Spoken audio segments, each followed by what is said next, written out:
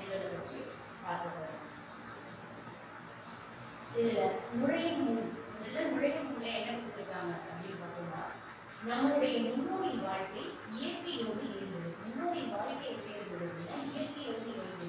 இயற்கை என்று சொல்லும்போது நம்ம மரம், செடி, கொடிகள், காடுகள், மலைகள், நீர்நிலைகள் இது எல்லாத்தையும் தான் இயற்கை அப்படின்னு சொல்றோம். இந்த இயற்கையோடு இருந்தது மனிதனின் வாழ்க்கை.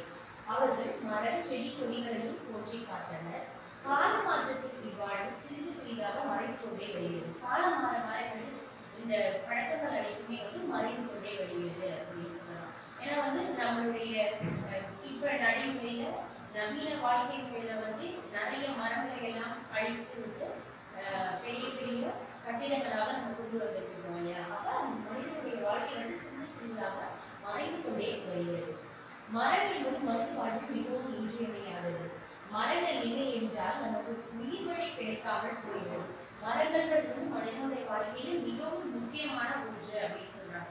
ஏன் முக்கியமான ஒன்று அப்படிங்கும்போது மரங்கள் தான் நமக்கு உணவுகள், நாம் சுவாசிக்கிறதுக்கு தேவையான காற்று எல்லாமே கொடுக்கக்கூடியது என்ன அப்படின்னா மரங்கள் தான். நமக்கு உயிர்வழி கிடைக்காமல் போயிடும். இந்த மரங்கள் இல்லை அப்படின்னா நமக்கு சுவாசிக்கிறதுக்கு தேவையான ஆக்சிஜன் கொடுக்கக்கூடியது என்ன அப்படின்னா மரங்கள் தான் அப்படின்னு சொல்றோம். மரங்கள் இல்லை என்றால் உயிர்வழி இல்லாமல் போய்விடும். மரங்கள் இல்லைன்னா மழை இல்லாமல் போய்விடும். அவ்வகையில் கட்டுப்போன மரம் ஒன்று கவிஞர் ஒருவரின் உள்ளத்தில் ஏற்படுத்திய ஊழலை வெளிப்படுத்தும் இக்கவிதை மரங்களை வளர்த்து பேணி காட்டிட வேண்டும் என்ற உணர்வை நமக்கு ஏற்படுத்துகிறது. அந்த மாதிரி ஒரு நல்ல பழம் பூத்து கொண்டிருந்த ஒரு மரம், பட்டு போன மரம், அதனுடைய ஊழல் என்னவா இருக்கும் அப்படிங்கிறத ஒரு கவிஞர் அவருடைய கவிதையாக வெளிப்படுத்தக்கூடியதுதான் நம்மளுடைய பாடல். பார்த்துக்கிட்டே பசுமையான மரம் இருக்கும்போது எப்படி இருந்திருக்கு நம்மளை சுற்றி இருந்த இடங்கள் எல்லாம், அதே மாதிரி பட்டு போன பிறகு நம்மை சுற்றி இருக்கக்கூடிய இடங்களும் எப்படி இருக்கு அப்படிங்கிறதுக்கான ஒரு எடுத்துக்காட்டு இந்த படம். அடுத்ததான் என்ன பார்ப்போம் அப்படின்னா நூல்வெளி. நூல்வெளி என்பதை எதை பற்றி பார்க்க போறோம் அப்படின்னு சொன்னா ஆசிரியரின் குறிப்பு.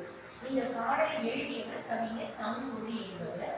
இவரது காலம் சொல்லும்போது 1924 முதல் 1965 வரை. இவர் புதுமையைச் சேர்ந்தவர். இவரது பெற்றோர் சின்னையா செங்கேணி அம்மாள். இவரது இயற்பெயர் விசயரங்கம். இவருடைய செல்ல பெயர் பட்டுராசி. இவர் என்னெல்லாம் சொல்றோம் அப்படின்னு சொன்னா, இவர் பாரதியாரின் வழித்தோன்றல் எனக்கும் பாரதிதாசனாரின் மாணவர் என்பதும் கருதப்படுகிறார். ஏன் அப்படின்னு சொன்னா பாரதியார் புரட்சிகரமான பாடல்களை பாடியவர். அவருடைய வழியில் இவர் அவர் கூடவே இன்னும் புரட்சிகரமான பல பாடல்களை இயற்றியுள்ளார் என்று சொல்றாங்க.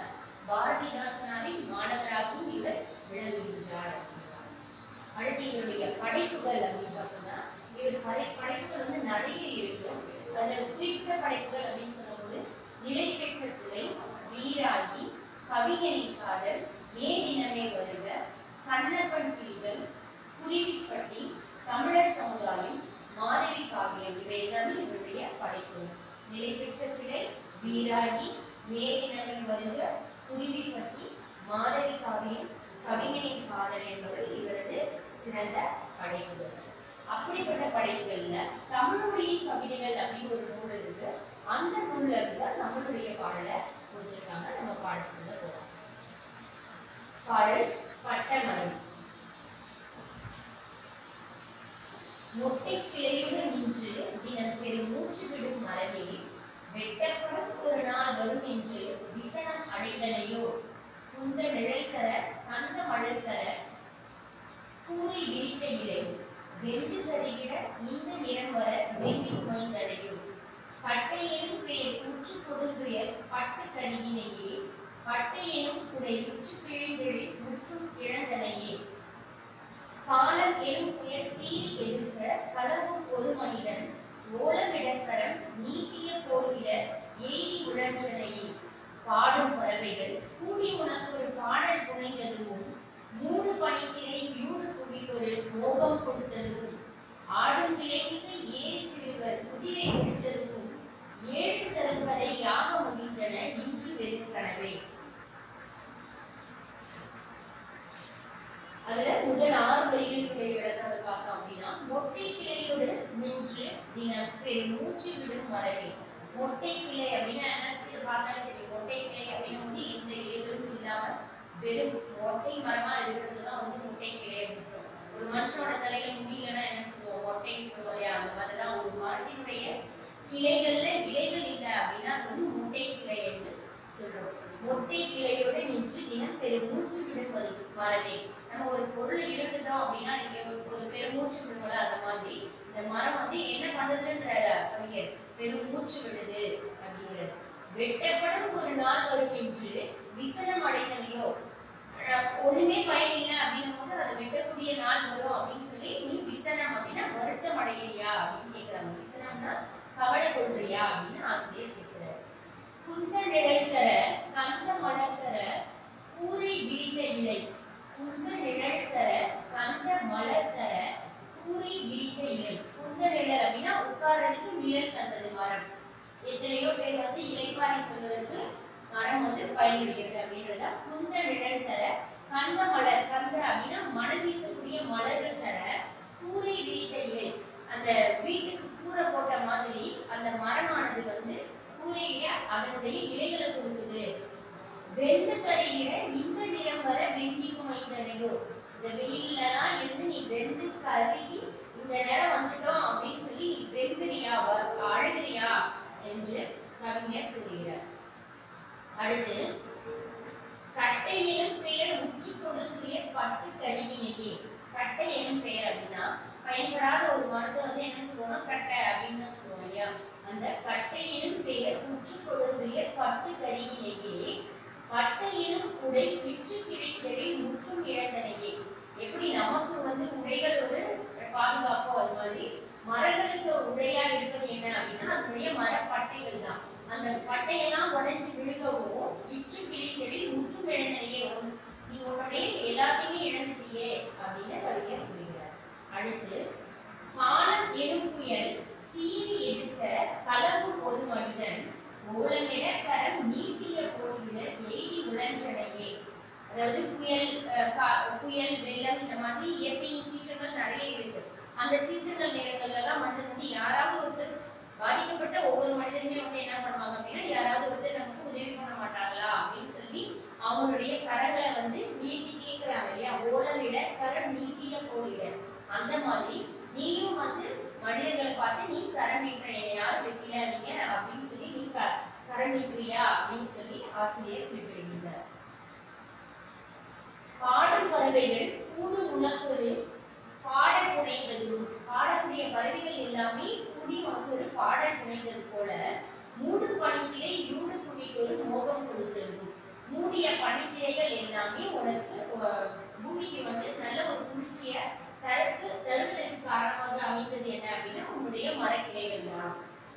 ஆடும் கிளை இசை ஏழு சிறுவ முதிரை விடுத்ததும் ஏழு தருவங்களை யாக முடிந்தன இன்று வெறும் கடவே.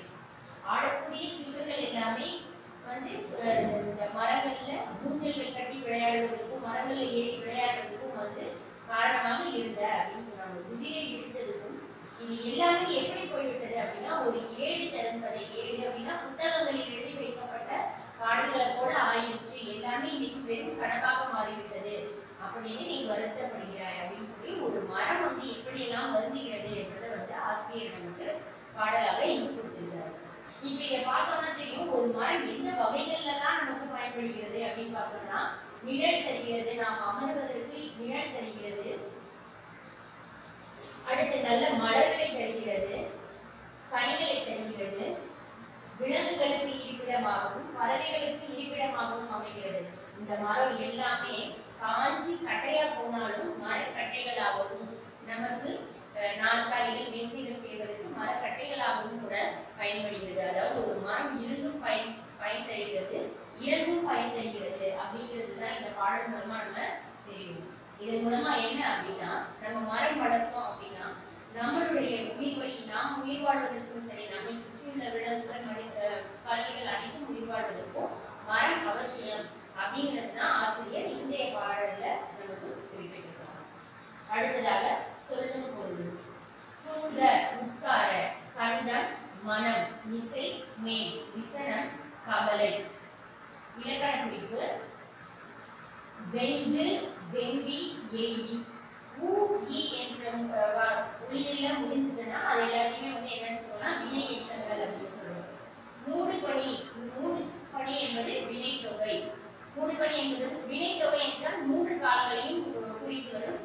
மூடிய பணி, மூடுபனி, மூடுகின்ற பணி அப்படின்னு 3 காலத்தையும் உணர்த்தி வந்துச்சுன்னா அதை வந்து வினைத்தொகை என்று சொல்லுவோம். ஆடற்கிளை என்பது பெயரற்ற தொடர். அடுத்து பகுபத உறுப்பிலக்கணம். பகுபத உறுப்பிலக்கணம் என்பதை பற்றி வந்து போன இயல் 1லேயே வந்து நம்ம பகுபத உறுப்புகள் படிச்சிருக்கோம். பகுபத உறுப்புகள் வந்து 6: பகுதி, விகுதி, இடைநிலை, சந்தி, சாரியை, விகாரம் என்பது. பகுதி என்பது முதல்ல வரக்கூடியது, பொருள் தரக்கூடியதாக இருக்கும். இடைநிலை என்பது பகுதிக்கு அடுத்தது இடைப்பட்ட இடத்தில் வருவது. விகுதி என்பது இறுதியில் வரக்கூடியதை விகுதின்னு சொல்றோம். பகுதிக்கும் இடைநிலைக்கும் இடையில் வருவது சந்தி. இப்ப இங்க வந்து விரித்த என்பதை பிரிச்சோம்னா விரி கூட்டல் இத்து கூட்டல் இத்து கூட்டல் ஆ அப்படின்னு பிரிக்கலாம். விரி என்பது பகுதி, இத்து என்பது சந்தி, இத்து என்பது இறந்த கால இடைநிலை, ஆ என்பது பெயரற்ற விகுதி. அடுத்து குமை நடை. குமை கூட்டல் இத்து கூட்டல் இந்து கூட்டல் இத்து கூட்டல் அன் கூட்டல் ஐ. குமை என்பது பகுதி, இத்து சந்தி, இந்தானது விகாரம். அடுத்து இத வந்து இறந்த கால இடைநிலை என்று சொல்றோம். அடுத்து ஆன் என்பது சாரியை, ஐ என்பது முன்னிலை ஒருமை வினைமுற்று விகுதி. நமக்கு முன்னாடி இருக்கவங்க சொல்றதுனால முன்னிலை ஒருமை வினைமுற்று விகுதி, ஒருமையில சொல்றதுனால ஒருமை வினைமுற்று விகுதி அப்படின்னு சொல்றோம். என்ன மாணவர்களே, இன்னைக்கு வந்து நம்ம பட்ட மரம் என்ற பாடத்தை